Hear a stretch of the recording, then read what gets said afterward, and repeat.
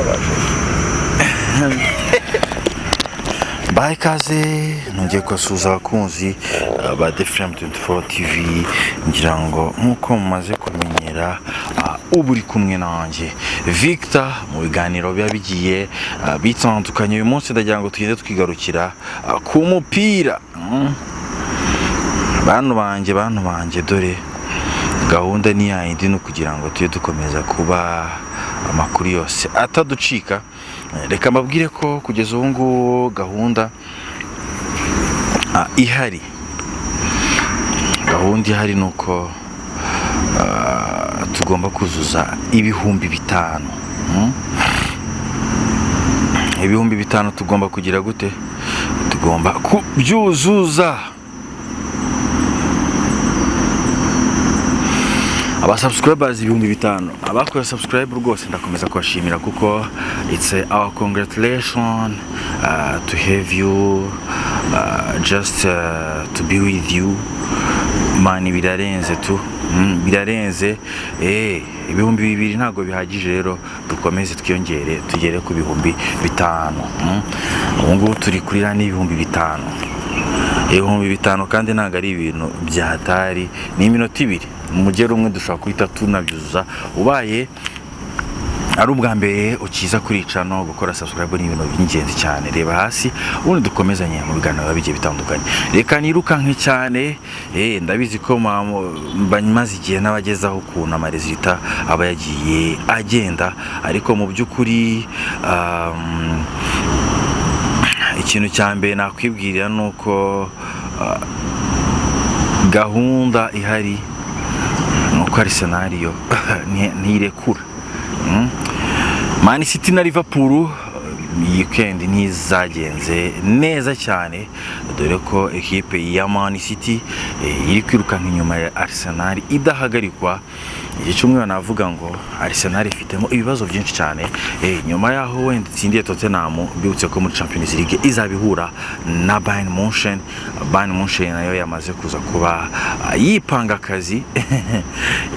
Dore ko ikipe kayikubaganiye muri weekend kayitsinda ibitego 2-0 witwa Vincent Kompany utari wigeze uruhutse umukinnyi n'umwe, ndetse abarimo ba Michel Olise, mwana umva umunyemoso mwiza cyane utsinda ibitego byiza udagira amagambo menshi.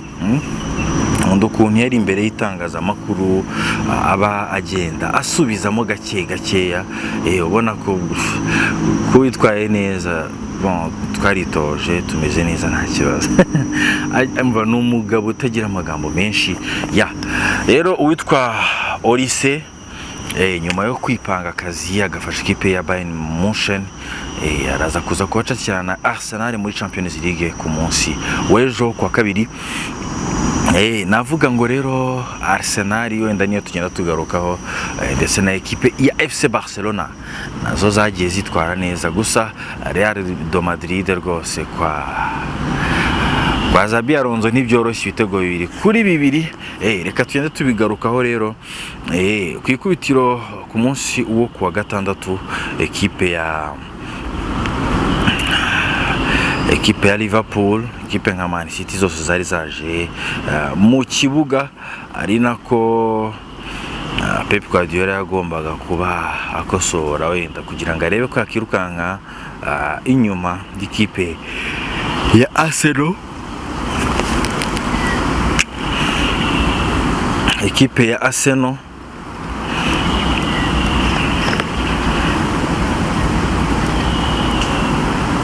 wanaki ikomeje kuba ibayoborana urutonde. Kuri uyu wa mbere navuga ngo muri Premier League wenda Manchester United iraza kuza kubicakirana na Everton ku isaha y'isa 8 n'igice.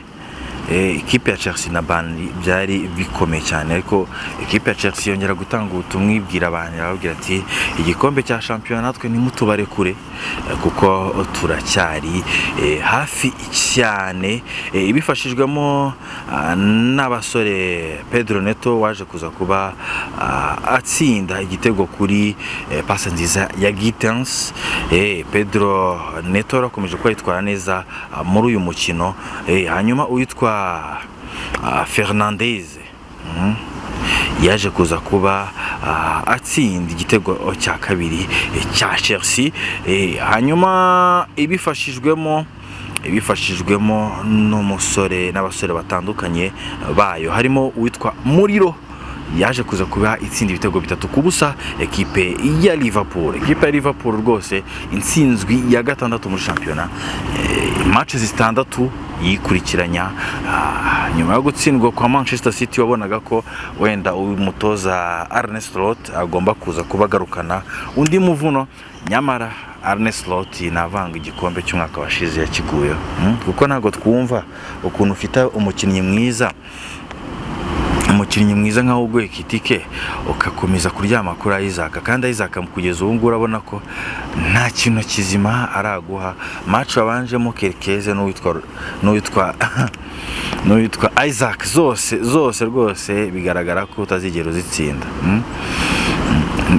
Umuvuno kuba wafatishije kucyongera kuba uhindura, witwa Muriro yaje kuba abonera igitego cya mbere ekipe ya Nottingham Forest. Savona kuri pase nziza ya Williams yaje kuza kuba atsinda igitego cya kabiri. Igitego cya gatatu cyatsinzwe n'uwitwa Morgan Gibbs White, umwongereza umeze neza byahatara, ahubwo ba Jude Bellingham baritonde kuko ekipe ya Man City ku isaha y'isayine niyo yaje kuza kuba isoza kagakino ku munsi wa gatandatu. Ekipe ya Man City yaje kuza kuba ikubitwa ibitego 2-1. Ubona ko ikipe ya Newcastle City imeze neza byahatari. Uwitwa Have Barnes yaje kuza kubona igitego cya mbere. Have Barnes arakomeje kuba yitwara neza muri uyu mukino, aza kuza kubona igitego cya kabiri, ariko ba Haaland nabo bagenda bahusha ibitego byinshi bigiye bitandukanye. Uwitwa Ruben Diaz ku mutwe mwiza byahatari yaje kuza kuba atsinda igitego cy'umutwe, abasha guhesha ikipe ya Man City igitego cyo kwishyura, ari nacyo cyabonetse ku ruhande rwa Man City.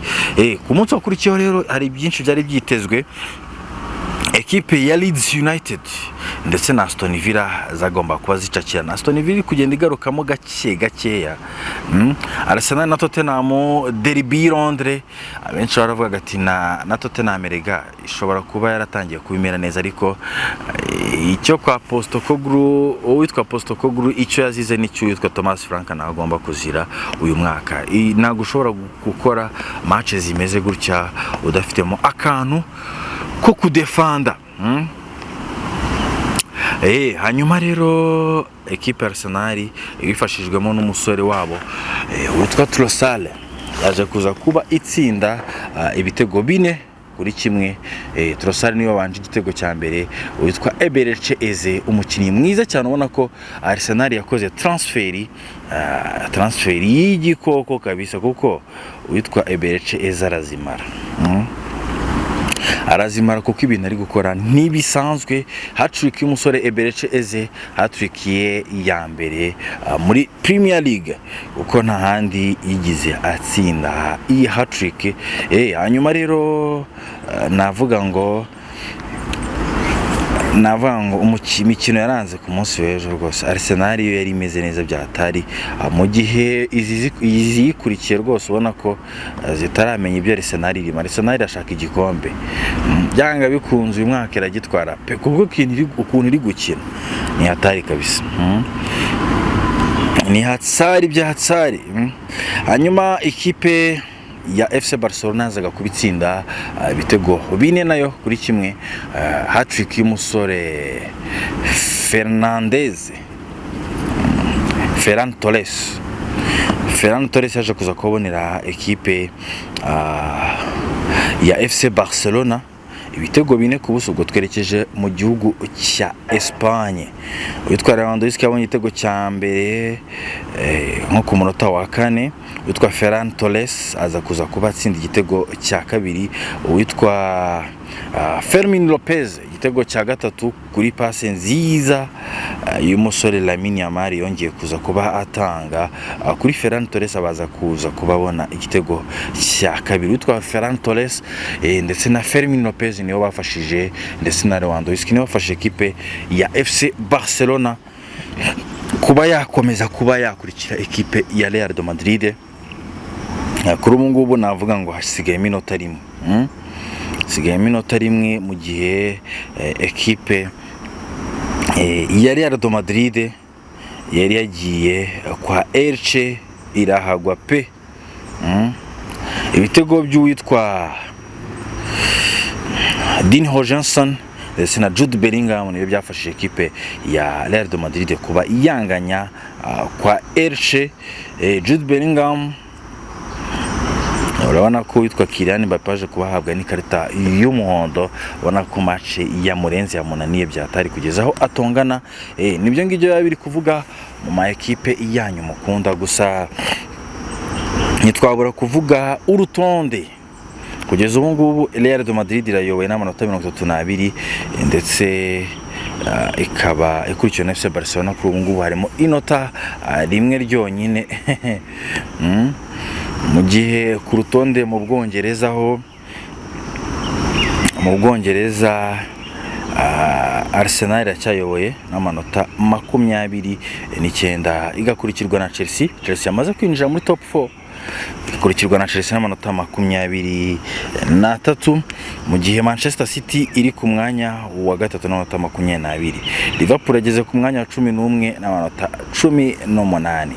Ibi sinzi ukuntu tuza kuba tubivuga kuko Arne Slot nyuma yo gutwara igikombe cya shampiyona biramugoye cyane.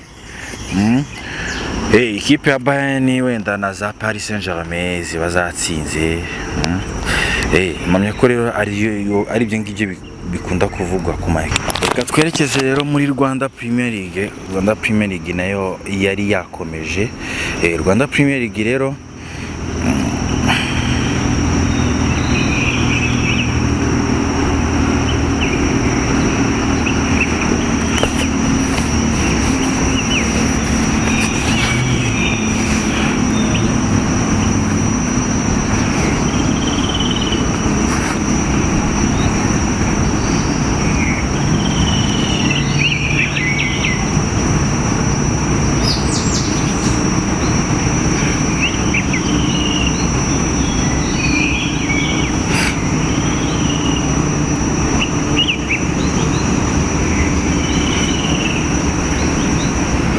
Rwanda Premier League uyu munsi isaha 12 Kiyovu Sport yaza kuza kuba ikina na El Merreikh, APR FC na Marine ni ku munsi w'ejo. Hanyuma ku munsi ku itariki 26 z'ukwa 11 Al Hilal izaba ikina na Polisi. Bugesera na El Merreikh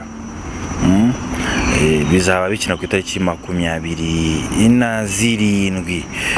Hanyuma rero umukino wabaye wa Mukura na Muhanga, umukino waje kuza kurangira Muhanga itsinze ibitego 2-1 Rayon Sport. AS Kigali rwose AS Kigali yitkubitiye ikipe bita Rayon Sport, yitkubita ibitego 2-0 yirukanka byatari. Kugeza ubu ngubu ikipe iyoboye urutonde rwa shampiyona ni ikipe ya Polisi n'amanota 20, Musanze na 15, APR FC iri ku mwanya wa gatandatu n'amanota 11, mu gihe Rayon Sport iri ku mwanya wa kane n'amanota 13. Reka duhinira ahangaha rero babwiye ko gukomeza gukora subscribe ari ibintu by'ingenzi byatari kugira ngo dukomeza kuba tubana umunsi ku munsi kuri The Flamme 24 TV. Ciao.